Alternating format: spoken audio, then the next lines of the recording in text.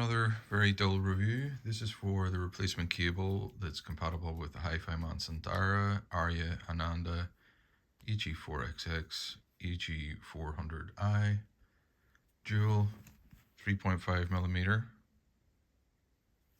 connector, basically braided cable. The one that comes with the Sundara is this rubbery piece of crap, which has this sort of weird right-angled connector on it. It's really not a great cable. It's always getting snagged on things. It's really short, and yeah, basically I was having to use an extension cable on it. I think that was degrading the signal as well from the headphone preamp, or the headphone amp. This one comes with this nice sort of screw-on attachment, which without it, it's obviously a 3.5mm connector. With it is a 1/4 inch. This one's a 3-meter cable. Hasn't snagged on anything. Really flexible.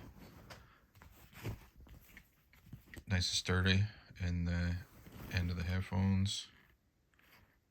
Looks much nicer, feels much nicer. Doesn't require an extension cable. So yeah, I would highly recommend picking this up if you have a pair of HifiMan headphones that are in need of a longer cable. This one works really, really well. Feels really well made, and yeah, a decent upgrade for sure.